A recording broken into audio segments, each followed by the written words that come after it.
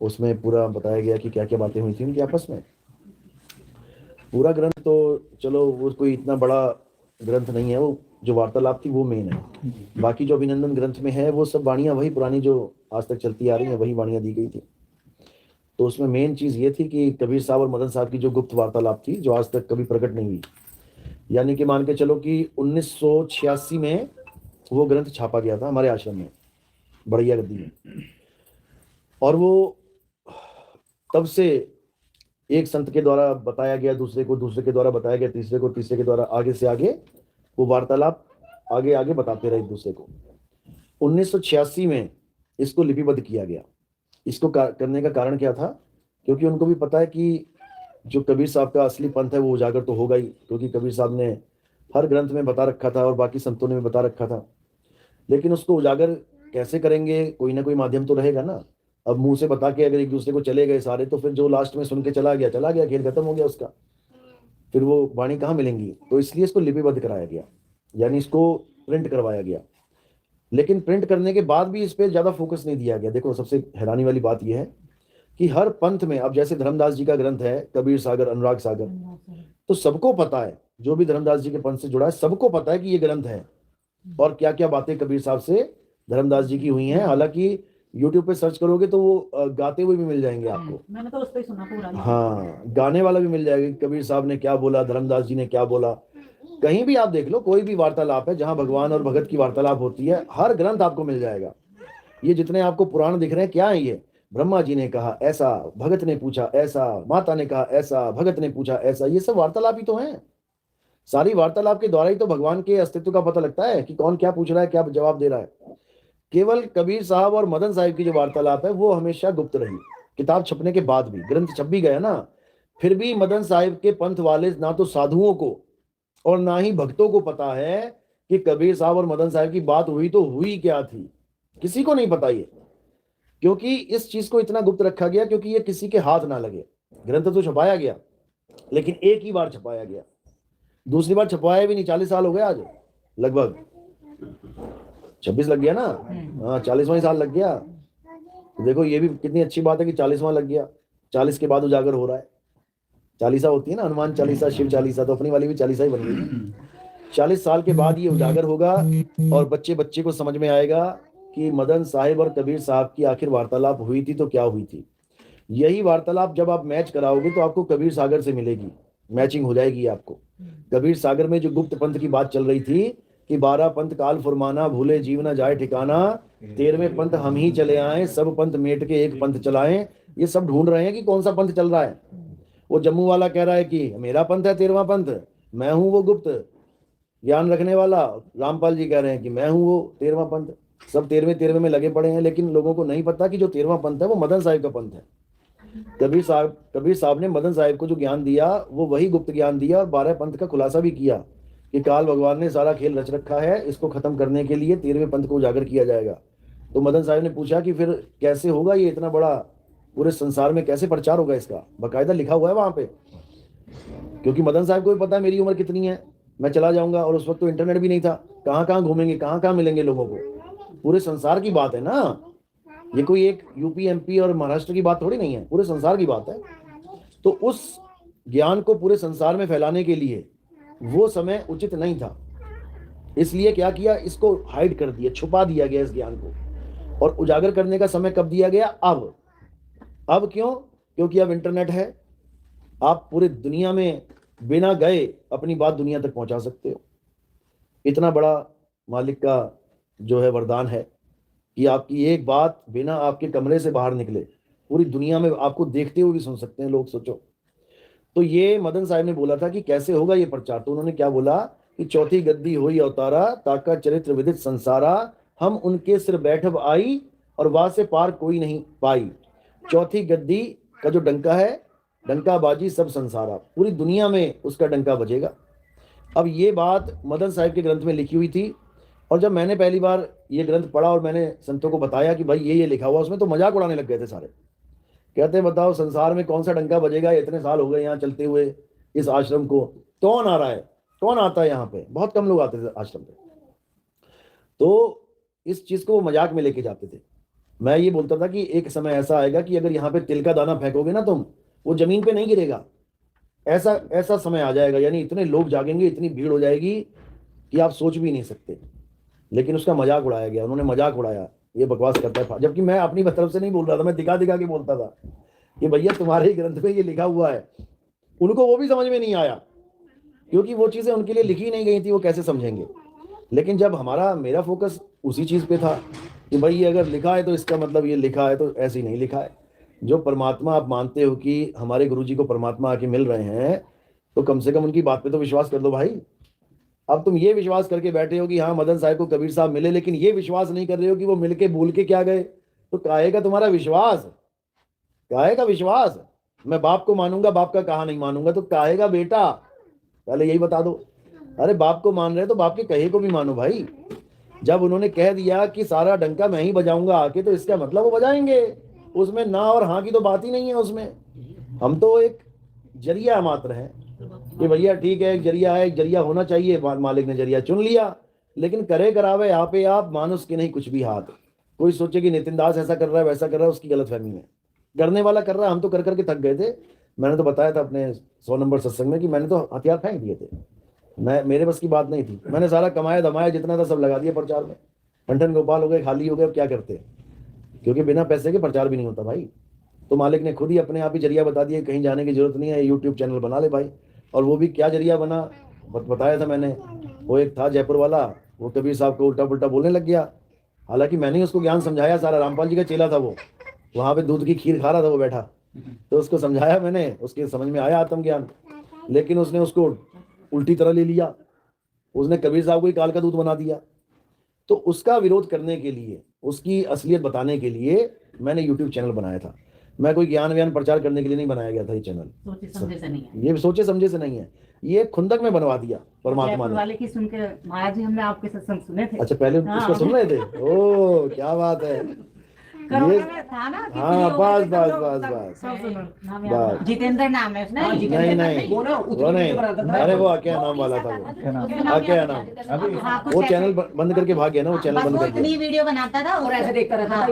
बस बस बस बस बस बस वही था। केवल उसको टारगेट करके मैंने ये वीडियो, मैंने तो ईमेल भी उसी के नाम पे बनाई थी, अकह अनाम का सच। मेरी ईमेल आईडी भी यही है इसमें, अकह अनाम का सच। यानी मैं उसका सच बताने जा रहा था कि ये बेवकूफ बना रहा है दुनिया को, हमसे ज्ञान समझ के। अब कबीर साहब का ज्ञान हमने समझाया उसको, यानी हमने कबीर साहब का ज्ञान उसको समझाया, वो कबीर साहब को ही काल का दूध बताने लग गया। तब हमें समझ, फिर मेरा दिमाग खराब हुआ कि भाई अब तो इसको देनी पड़ेगी अकल। लेकिन ऐसा मालिक ने शुरुआत करवाई कि उसके बाद सभी को अकल मिल गई। ऐसा कोई पंथ नहीं है जिस पंथ का भगत हमारे पास आके बैठा नहीं है, ऐसा कोई पंथ नहीं है।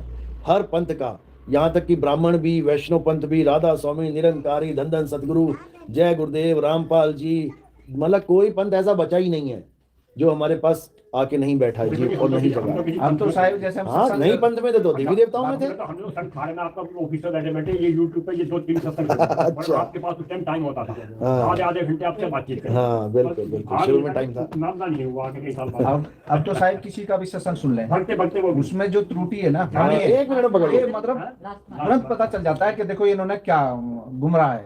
देखो जी परख आ गई ना, जब आपको परख आ जाती है उसके बाद आप असत्य नहीं स्वीकार कर सकते, उसी वक्त पकड़ लोगे, क्योंकि पारखी बना दिया ना गुरु ने। बिल्कुल जरा सा पॉइंट भी होता है ना साहब, वही समझ उसी वक्त पता लग जाएगा कि क्या गड़बड़ कर रहा है, क्योंकि पता लग गया ना कि सत्य क्या है। सत्य के अलावा कुछ भी आपके सामने आ गया असत्य है, सिंपल सी बात है। हाँ ये असत्य तो चाय भी नहीं है, वो तो नमक है, जहर है कतई। तो ऐसे ही है। एक संशय कभी कभी आता है, जब ये ध्यान थोड़ा उदाहरण होता है ध्यान लगाने पर, तो कभी कभी ऐसा आभास होता है कि शरीर की चुंबक तो खत्म हो जाएगी। क्या होता है? ध्यान प्रगाढ़ होता है, हाँ गहरा हो जाता है, हो जाती है। लेकिन घर के खाटूंगा खूब पागल। हाँ तो अच्छी बात है।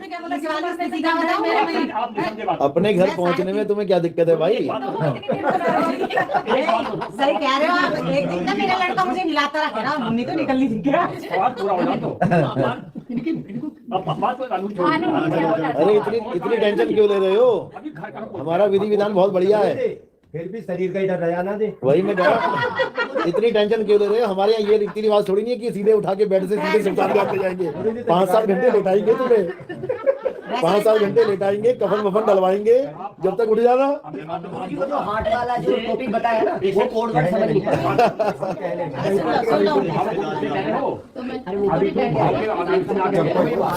अभी प्रैक्टिकल बात नहीं समझ तुम। जब आप गुरु जी का भी प्रोग्राम सुन लेंगे तन मन से, ये फिर शरीर का खत्म हो जाएगा। चलो और बात सुन लो। मेरा मतलब ये है, भक्ति करना चाहते हैं। हाँ। अब ये आधी अधूरी भक्ति मुंह फाड़ दिए था करते हैं। अरे तो वही मैं कह रहा हूँ कि फूकने का ये थोड़ी नहीं कि बेड से उठा के सीधे शमशान घाट ले जाएंगे। पहले तुम्हें लेटाएंगे, कफन वफन डलवाएंगे, 6-7 घंटा रोएंगे धोएंगे, 2-4 छाती पीटेगी आके, उठ जाना इतने में भैया मरा नहीं हूँ। ना फिर मिलाएंगे ठंडे पानी से। फिर खुल जाएगी, चिंता ना करो। हो सकता है साहब वो बर्फ इसीलिए लगाते चलते। समाधि नहीं खुली फिर भी तो। अरे हाँ, अरे भाई ये वो समाधियाँ थोड़ी नहीं है। मुझे लग रहा है कंफ्यूज नहीं खुली तो तुम फिर उसमें पहुंच जाओगे ना जिस चीज के लिए भक्ति कर रहे हो। फिर वो पंजाब वाला हाल कर देंगे। पंजाब में गुरुजी बैठा रखा है फ्रिज में, कहते समाधि में लीन है। बताओ, नहीं गुरुजी अगर मतलब क्या गुरु लोग क्या फ्रिज में बैठ के समाधि में लेते थे क्या? गुरु जी ने तो आपने तो बता रखा गुरु जी ने तो मतलब खुले आप, ये तो मौके की बात है जी, मौके की आवश्यकता नहीं है। आप तो मौके की बात खुले नहीं भाई, तुम तो अभी अपने शरीर को लेकर परेशान हो। रजनीश साहब ने अपना एक दृष्टांत दिया हुआ है। हाँ, मैं पेड़ के ऊपर वहाँ। बैठे थे, नीचे मतलब जब गिर गए थे वो, तो उसमें जो लिंग दिखाया है उन्होंने आत्मा के साथ, और वो किसी ने हाथ लगाया तो एकदम चेतना जागृत हो गई। वो सूक्ष्म शरीर का खेल था, वो समझ नहीं पाया। असल में नहीं सही बात होगी। असल में ओशो का जो ज्ञान है ना, जी सर, ओशो का जो ज्ञान है वो उन्होंने अपनी तरफ से तो बहुत अच्छा समझाने की कोशिश की, लेकिन लोग, और मैं पेड़ पे बैठा हुआ था, अब अपना शरीर नीचे गिर गया, वो अपने शरीर को देख रहे हैं। जब वो अपने शरीर को देख रहे हैं तो इसका मतलब आत्मज्ञान, ऊर्जा जो वो तो सबने बोला है। ओशो ने क्या अकेले बोला? उन्होंने कि एक आवाज ऐसी है जो शरीर में खुद कुदरती हो रही है, किसी के चाहने से नहीं हो रही है। अनहदनाद की बात की है उन्होंने अनहद की बात करी है। हाँ, उन्होंने अनहद, देखो पहली बात समझ लो, ओशो कोई छोटी मोटी हस्ती नहीं है। ओशो क्या है? ओशो 1.5 लाख किताबों को पढ़ने वाला विद्यार्थी है, ज्ञानी है वो। यानी वो ये कहता था कि अगर तुम किसी भी जंग में जाना चाहते हो तो सबसे पहले 2 चीजों का ध्यान रखो, सामने वाले के पास हथियार कौन सा है और तुम्हारे पास कौन सा है। सामने वाले के पास है AK-47, लेके आना है। अच्छा, सामने वाले के पास है AK-47 और तुम लेके जा रहे हो देसी तमंचा, और तुम मारे जाओगे पक्का। हेलो, तुम जब तक लोड करोगे इतने में 56 गोलियां निकाल देगा, वो 47 गोलियां निकाल देगा। तो इसी प्रकार ओशो ने क्या किया, उसको पता है कि मेरा करियर किसमें है, मेरा करियर ज्ञान में है। वो ज्ञान में ही अपना करियर ढूंढ रहे थे, PhD कर रहे थे ना वो। तो जब ज्ञानी बंदा होता है तो उसका हथियार क्या होता है? ज्ञानी का हथियार क्या होता है? ज्ञान। उसका हथियार ज्ञान है। और ज्ञान उस वक्त कहां से मिलता था? 2 ही जगह थी केवल, या तो किसी ज्ञानी पुरुष से या फिर किताबों से, तीसरा कोई स्रोत था ही नहीं। तो उन्होंने क्या किया, ज्ञानी पुरुष के पास तो वो जल्दी गई नहीं कभी, क्योंकि वहां पे चेला बन के बैठना पड़ेगा, वहां पे मजदूरी करनी पड़ेगी, वहां चाकरी करनी पड़ेगी। उन्होंने सबसे आसान रास्ता पकड़ लिया, किताब। यानी कोई भी ज्ञानी पुरुष जो अपना पूरे जीवन का अनुभव लिख के गया है, बिना उससे मिले, बिना उसको गुरुजी करे, उसका पूरा अनुभव चोरी करना है तो क्या करना है? वो ग्रंथ पढ़ लो, वो पूरा माल तुम्हें पता लग जाएगा, अगर तुम थोड़े से भी उस लाइन में हो। अब जो इस लाइन में नहीं है, उस लाइन में, उसको तुम पढ़ा दो, वो ग्रंथ वो समझ नहीं पाएगा। एक डॉक्टर है, वो किसी दूसरे डॉक्टर की लिखी हुई किताब को बड़े आराम से पढ़ भी सकता है, समझ भी सकता है। वो जान रहा है कि ये क्या लिख रहा है, ये किसके बारे में लिख रहा है। एक इलेक्ट्रीशियन है, वो दूसरे इलेक्ट्रीशियन की लिखी हुई चीज को समझ सकता है, वो जान रहा है कि ये किस लेवल की बात कर रहा है। इसी प्रकार ओशो ने, ज्ञान तो उसको था ही जितना भी था, उसके बाद जो उसने किताबें पढ़ी हैं उसके ज्ञान में इजाफा होने लग गया। शुरुआत में ओशो के पास केवल वही ज्ञान था जो आम दुनिया के पास होता है, लेकिन जब उसने संतों की किताबें पढ़ी तो उसको वो ज्ञान समझ में आने लग गया जो आम आदमियों के पास नहीं होता। नाद का ज्ञान, शब्द का ज्ञान, लोगोस बोला गया उसको, लोगोस का टाओ बोला गया, बहुत से नामों से उसको पुकारा गया। ओशो को इतनी बात तो समझ में आ गई कि ये बात एक ही है, यानी जल, वाटर, नीर तो है पानी, वस्तु तो एक ही है, नाम अलग अलग है इसलिए दुनिया लड़ रही है। इस चीज को वो समझ गया और उसने हर ग्रंथ को पकड़ के उसमें सबसे मेन चीज क्या पकड़ी कि ये जो जितने भी धार्मिक ग्रंथ है इसमें कमजोरी क्या है, कमजोरी क्या है? एक बहुत बड़ी चैन है, बहुत मजबूत चैन है, ये मोटी मोटी लोहे की चैन, लेकिन बीच में एक कड़ी ऐसी है जिसमें धागे से बांध रखा है वो, यानी कि एक सूत के धागे से दो लोहे की चैन को बीच में सूत के धागे से बांध दिया, और ये मोटी मोटी चैन है वो, तो कितनी मजबूत है वो? धागे जितनी मजबूत है वो धागे जितनी मजबूत है, जैसे ही जोर पड़ेगा वो धागे जितनी मजबूत है वो टूट जाएगी। बस ओशो ने यही किया। हर धर्म में जो माइनस पॉइंट थे, जहां पे वो हथौड़ा मार के उसका शक्ल ही बदल दे, ये पॉइंट उसने ढूंढ लिए, यानी कि ऐसा तर्क दे दिया कि सामने वाला चित्त जवाब ही नहीं है। और ये बिल्कुल सत्य है कि सामने वाले के पास जवाब नहीं होते थे ओशो के, सरेंडर कर देता था। पूरी दुनिया के लोग झुमा दिए उसने, समझे, ज्ञान तर्क से। और दूसरी चीज क्या थी? कमजोरी ढूंढना। एक तो ग्रंथों में ढूंढ लिया और इंसानों में भी ढूंढ लिया। इंसान की सबसे बड़ी कमजोरी क्या है? क्या है कमजोरी?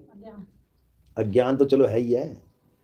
बड़े से बड़े नेता को, बड़े से बड़े आदमी को फंसाना हो, बड़े से बड़े राजाओं को फंसाया गया। कैसे फंसाया गया? तख्ता पलट कैसे होता है? आदमी की कमजोरी क्या है? औरत। सिंपल सी बात है, आदमी की कमजोरी है औरत। उसने इस कमजोरी को भांप लिया और उसने औरत के ऊपर सत्संग करने शुरू कर दिए। उसने काम वासना पे शुरू कर दिया। उसने कहा भाई जब तुम पैदा ही उससे हो रहे तो काहे उसको गरिया रहे हो, क्यों उसको गलत बोल रहे हो? या तो तुम बता दो अगर ये गलत है, तुम अपने बच्चों की शादी मत करवाओ। अगर काम वासना गलत है, तुम अपने बच्चों को क्यों ढूंढ ढूंढ के शादी करा रहे हो, काम में लिप्त करवा रहे हो? तुम बाहर से तो बड़े सियाने बने हुए हो, लेकिन अंदर से तुम वही हो। ये कमजोरी है इंसान की। और उसने अपने आश्रम पे खुली छूट दे दी कि मेरे आश्रम में प्यार करना गुनाह नहीं है। संभोग से समाधि तक। अब बताओ शुरुआत कहां से कर रहा है? संभोग किसको नहीं चाहिए? सबको चाहिए। कुत्ता, बिल्ली, हाथी, घोड़ा सबको चाहिए, तो आदमी को क्यों नहीं चाहिए? उसने इस कमजोरी को पकड़ लिया और सारी दुनिया को झुमा दिया उसने, सारी दुनिया को। यानी ज्ञान भी मिल रहा है, खुली छूट। ओशो का एक ऐसा आश्रम था जहां पर आप एंट्री करने से पहले HIV टेस्ट करवाओगे। है कोई ऐसा आश्रम जहां पे HIV टेस्ट करोगे तब एंट्री होगी? बता दो कोई और हो। ओशो के आश्रम में, पुणे आश्रम में HIV टेस्ट करवाने के बाद वहां पर एंट्री मिलती थी। ये आलम था वहां का, समझे? सर अमेरिका से भी निकाल दिए थे। अरे 24 देशों से बहिष्कार कर दिया था इसका। 24 देशों में बैन। उसका हवाई जहाज ऊपर ही उड़ता रहता था, उसको परमिशन ही नहीं मिलती थी कहाँ उतरे। फिर मेरे ख्याल से नेपाल में जाके लास्ट में तो मतलब वही बात है ना, गलत रास्ते पे चला है लोगों को। नहीं गलत रास्ता भी नहीं कह सकते आप। रास्ता अब देखो, कोई आदमी बेवकूफ थोड़ी नहीं है। आप, मैं चलाऊं आपको गलत चलोगे क्या? नहीं चलोगे। उसने इंसान के पास ही तो उसने उस कमी को ताकत में बदलने की कोशिश करी। उसने संभोग से समाधि क्यों लिखा है? संभोग एक कमजोरी है और समाधि एक बल है। उसने कहा कि जहां तुम गिर रहे हो, जहां तुम टूट रहे हो, तुम उस पर फोकस कर लो, उसको सुधार लो, तो तुम बलवान हो जाओगे। बच्चे फेल क्यों होते हैं? क्योंकि वो उस सवाल को पढ़ते ही नहीं है जो सबसे मुश्किल होता है, और टीचर वही देता है। तो उस सबसे मुश्किल सवाल को आसान करने के लिए क्या क्या रास्ता है? एक ही रास्ता है कि हाथ धो के उसके पीछे पड़ जाओ, हल हो जाएगा, तब वो सबसे आसान हो जाएगा। तो ओशो ने ये बोला कि जिस चीज से तुम भागते हो, जिस चीज से तुम छुपते हो, चाहते वही हो, तो खुल के आओ ना एक बार, खुल के आओ एक बार, आओ मेरे आश्रम में, तुम्हें बताते हैं क्या है। तुम खुद ही कहोगे ना बाबा ना, बहुत हो गया, अब नहीं। यानी जब तुम्हारा मन भर जाएगा फिर तुम्हें उस चीज को देखने का मन भी नहीं करेगा। कई लोग होते हैं जो कहते हैं मेरी फेवरेट ये चीज है, मेरी फेवरेट वो चीज है, उसको 6 महीने खिला दो वही चीज, उसके बाद वो कहेगा भाई साहब पूरी जिंदगी में इसका नाम मत लेना दोबारा। तो ये फार्मूला उसने सही लगाया था, लेकिन फार्मूला गलत कहां लग गया कि उसने लिमिटेशन नहीं रखी। इस मन को ऐसा खुला छोड़ दिया कि वो बेचारा और ज्यादा बर्बाद हो गया। इसको लिमिटेशन में अगर वो रख देता तो इससे बढ़िया फार्मूला और कोई नहीं था, सबसे बढ़िया फार्मूला। लेकिन उसने कोई लिमिट नहीं रखी, इसकी बीवी उसके साथ, उसकी बीवी उसके साथ, और वहां पर कोई भी ऐसा पर्दा नहीं था जो आप कहो कि ऐसा कोई पर्दा, वहां कोई पर्दा नहीं, आज भी नहीं है। आज भी कई आश्रम ऐसे हैं, हालांकि सब ऐसे नहीं है कि सब ऐसे ही होते हैं, नहीं, लेकिन वहां पर इस चीज पे फोकस बहुत ज्यादा किया जाता है कि अगर आपके मन में कोई उथल पुथल है तो आप भक्ति नहीं कर सकते। वहां डांस करवाया जाता है, आप जाओगे वहां पे तो गाना लगवा देंगे, वो ब्राजील ब्राजील ब्राजील ब्राजील लगवा देंगे, और तुम नाचते रहो नाचते रहो नाचते रहो, नाच नाच के नाच नाच के नाच नाच के, जब तुम्हारा शरीर कहे भैया अब नहीं, फिर तुम्हें कहेंगे अब बैठ जा, अब आराम से बैठ जा और अपनी सांस पे ध्यान रख। अब तुम बैठ जाओगे और पूरा सांस पे ध्यान रखोगे। शरीर थका हुआ है, वो नहीं चाहता हिलना डुलना। शरीर थका हुआ है, वो कहता बस वैसे ही पड़ा रहने दे भैया, हाथ मत लगाइयो। और तुम अपनी सांसों पे ध्यान लगाओगे, धीरे धीरे धीरे धीरे तुम्हें एक अजीब सी शांति मिलने लग जाएगी। उसी शांति को ये परम शांति बना के बैठ जाते हैं। बस दिक्कत यही है, उसी आनंद को, जैसे डीजे चलता है, 1 घंटा चला दो डीजे और एकदम बंद हो जाए, फिर देखो कानों में कैसी सीटियां सी बजती हैं और तुम्हें ऐसा लगेगा शुक्र है ये बंद हुआ। यानी जिस चीज में तुम मजे ले रहे थे वही दुख का कारण बन गया था, और जब वो खत्म हुआ तुम्हें लगा कि क्या बात है, मजा ही आ गया। यानी सन्नाटे से प्यार हो जाएगा तुम्हें उस समय जब 1 घंटा तुम्हारे कान के पास डीजे लग जाए लगातार, फिर तुम्हें सन्नाटे से प्यार हो जाएगा। इसको ओशो ने शून्य बता दिया कि ये शून्य अवस्था है, शून्य में चले जाओ, शून्य ही ऐसा है, शून्य ही वैसा है। अरे शून्य कुछ भी नहीं है, कुछ भी नहीं है शून्य। शून्य से जो पार है उसको जानो। वो कौन है? वो तुम ही हो। तुम ही फंसे हो कभी शून्य में, कभी आकार में, कभी निराकार में, कभी साकार में, कभी कहीं। तो वो कौन है जो सबसे परे है? वो तुम हो, तुम्हारा स्वरूप है वो, असली स्वरूप, सत्य स्वरूप। तो अगर इसमें आ जाओगे तो तुम्हें किसी की जरूरत पड़ेगी नहीं। फिर आपे आप रहेला साधो भाई, आपे आप रहेला, और ना कोई गुरु ना चेला साधो भाई, आपे आप रहेला।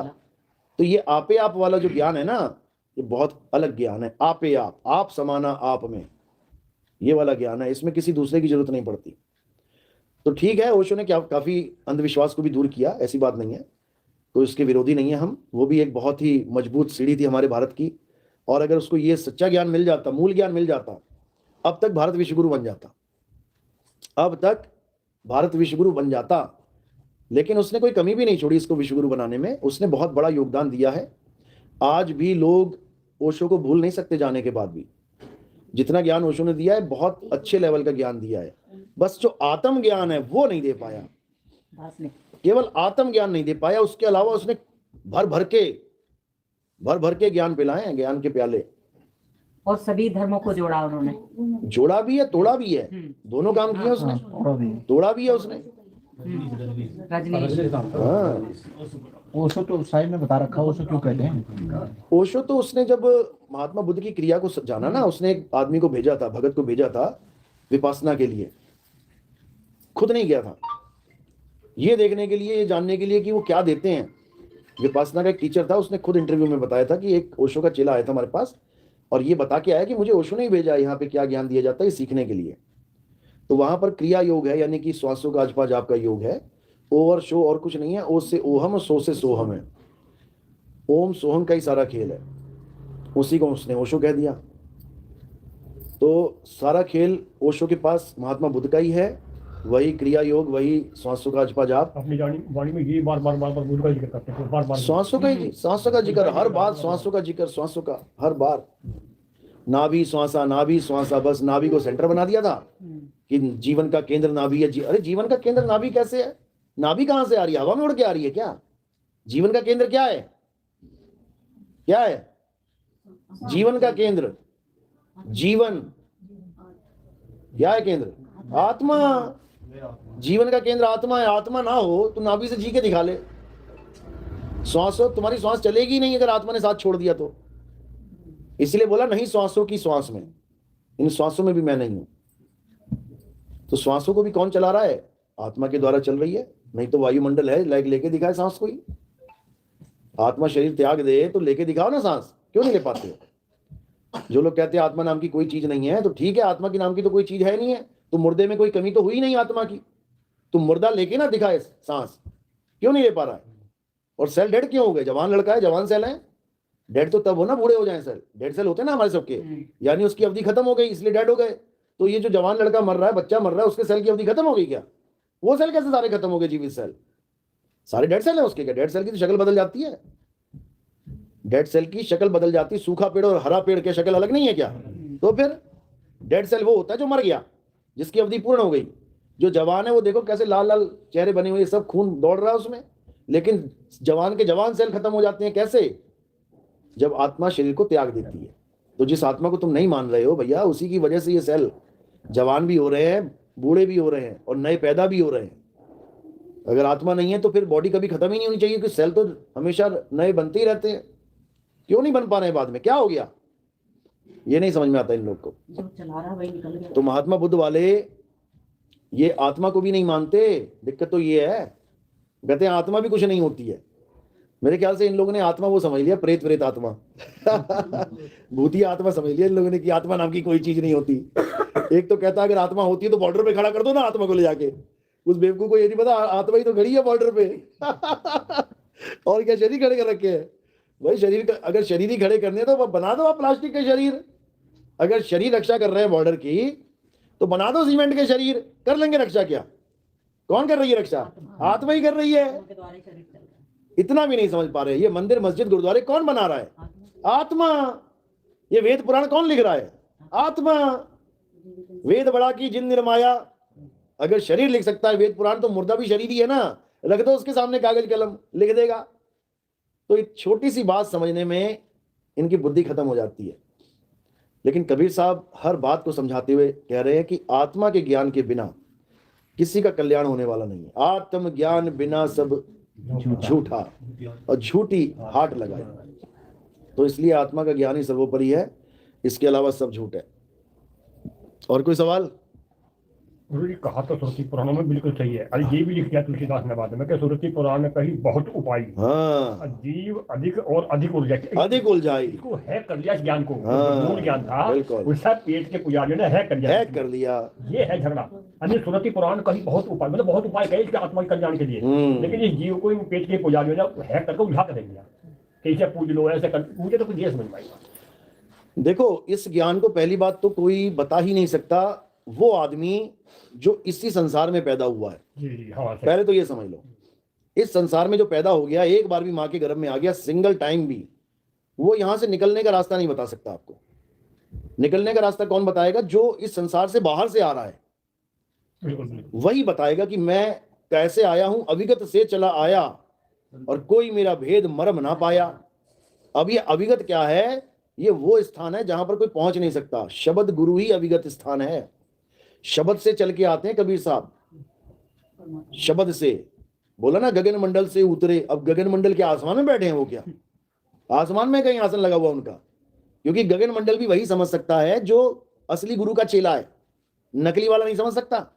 गगन मंडल पे सेज पिया की और किस विध मिलना होए, ऐरी मैं तो प्रेम दीवानी और मेरा दर्द न जाने कोई। पहले ये समझ में नहीं आता था गगन मंडल का। हाँ, नीरज जी की वाणियां सुनते थे तो उनकी अब वो बता रही है कि मेरे पिया की सेज कहाँ लगी है? गगन मंडल में। मुसलमान भी बता रहे हैं कि हमारे अल्लाह की सेज कहाँ लगी है? 7 आसमान ऊपर। ऐसा कलमा बताते हैं शब्द को, ये कलमा। अब बताओ, सबका अल्लाह, सबका प्रेमी, सबका प्रीतम आसमान पे ही बैठा है। आसमान ही ना पता कौन सा। आसमान पे बैठा और कह रहे हैं परमात्मा कण कण में है। कण कण, फिर तो वो धरती पे भी है। फिर तो जहां तुमने पैर रख दिया उस पैर के नीचे कण है, कण में परमात्मा है। तुम्हारे पैर के नीचे परमात्मा रुल रहा है। फिर मंदिर के पत्थर में ही क्यों है? फिर मंदिर की सीढ़ी में क्यों नहीं है? मंदिर की सीढ़ी पे तुम पैर रख दोगे पत्थर समझ के, लेकिन भगवान की मूर्ति पे पैर नहीं रख पाओगे पत्थर समझ के, जबकि दोनों पत्थर हैं, दोनों संगमरमर है। एक का डिजाइन बना दिया सीढ़ी का, एक का बना दिया भगवान का। दोनों पत्थर एक ही जगह से निकले हैं, एक ही खान में से निकले हैं। लेकिन हमने क्या मान लिया कि ये पत्थर है, सीढ़ी वाला ये पत्थर ही है, इसमें भगवान नहीं है, और जो सामने मूर्ति रखी है इसमें भगवान है। बस यही गड़बड़ है। भगवान इस दुनिया में है ही नहीं कहीं भी। इस दुनिया में भगवान कहीं है ही नहीं। वो कहाँ है? इस दुनिया से परे बैठा है। वो गगन मंडल पे बैठा हुआ है, गगन मंडल। लेकिन ये वाला गगन नहीं है वो कि ये तुम्हें गैलेक्सी दिखाई दे रही है, मंगल ग्रह से थोड़ा सा और ऊपर बैठा हुआ है या शुक्र ग्रह से ऊपर बैठा हुआ है, ये वो नहीं है। साहिब कह रहे हैं गगन गुफा, गगन मंडल कह लो, गगन गुफा कह लो, अधर द्वीप कह लो, एक ही बात है। अधर द्वीप तहाँ गगन गुफा में है निज वस्तु सारा। ये जो निज वस्तु सारा है यही है अल्लाह, यही है खुदा, यही है वाहिगुरु गॉड। इसी निज वस्तु को जानना है, और जब इस निज वस्तु को जान लोगे तो समझ लो परमात्मा को जान लिया। क्यों? क्योंकि सत्य स्वरूपी नाम साहिब का, सो निज नाम हमारा। निज नाम कह लो, निज वस्तु कह लो, सार शब्द कह लो, सत वस्तु कह लो, सार नाम कह लो, सत नाम कह लो, निज नाम कह लो, एक ही बात है, अलग अलग नहीं है। ये तत्व ज्ञान है, तत्व एक ही है, उसके नाम अनेक है। उसको सतलोक कह लो, वो सतलोक है। सतलोक ये नहीं है जहां पर ये झोपड़ियां और मकान बने हुए हैं। जैसे रामपाल जी क्या कहते हैं कि सतलोक में बड़ी बड़ी बिल्डिंगें हैं। क्यों बोला बिल्डिंग है? क्योंकि यहाँ बिल्डिंगें देख ली इन लोगों ने। दूध की नदी। यहाँ पर बिल्डिंगे हैं, वहां पर भी बिल्डिंगे हैं, बताओ। अब वहां की बिल्डिंगें, अगर वहां बिल्डिंगें हैं तो बताओ कि सतयुग में कौन सी बिल्डिंगें थी, फलों के पेड़ त्रेता में कौन सी बिल्डिंगें थी? एक सेब तोड़ा दूसरा आ गया वहाँ पे। तो सर अमर यानी है माँ सरिया कौन सा जाता होगा, ये होना चाहिए ना। अंबुजा सीमेंट जाता होगा, अंबुजा सीमेंट जाता होगा, बढ़िया टीएमटी सरिया जाता होगा।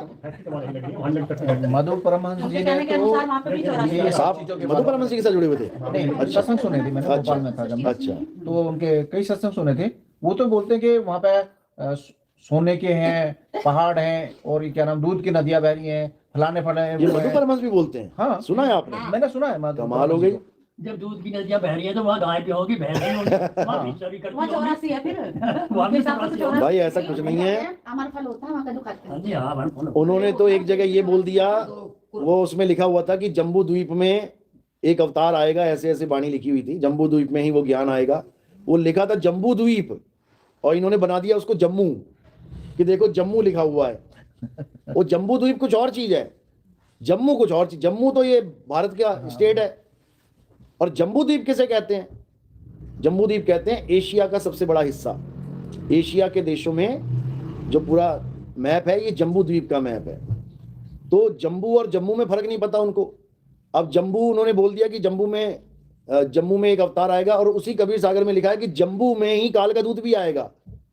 अब वो नहीं बोलते कि जम्मू में काल का दूत आएगा, वो छुपा लेते हैं सबसे। वो फौजी था पहले शायद। हाँ, है? नायब सूबेदार से रिटायर है। सूबेदार से। अरे सारे ही फौजी थे, जितने भी पंथ हैं, सारे फौजियों के पंथ हैं ये।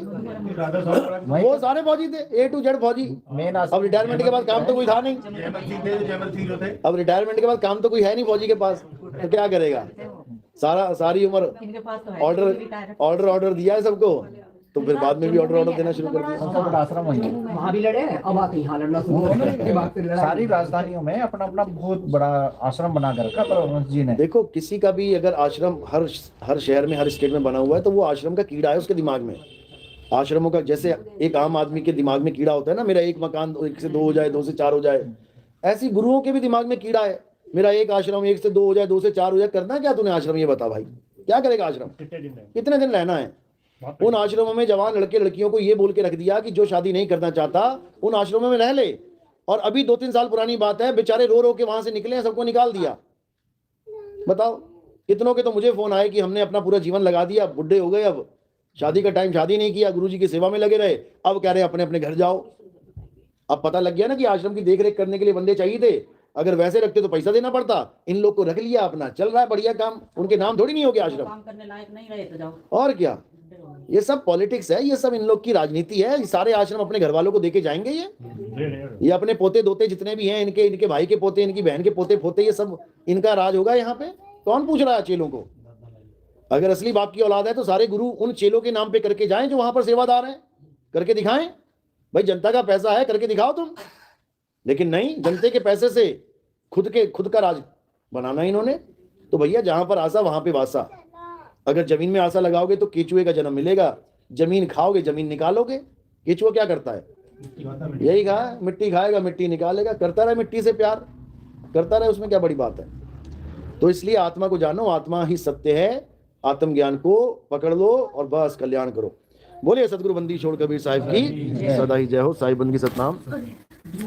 अब आगे भी जाना है। सतनाम सतनाम। तो 22 तारीख का प्रोग्राम मिर्जापुर में है, यूपी में, और 24 तारीख का प्रोग्राम बनारस में है। जो भी मिर्जापुर या बनारस में मिलना चाहते हैं वो मैसेज कर सकते हैं। साईं बंदगी सतनाम। जय बंदी छोड़ की जय सतनाम।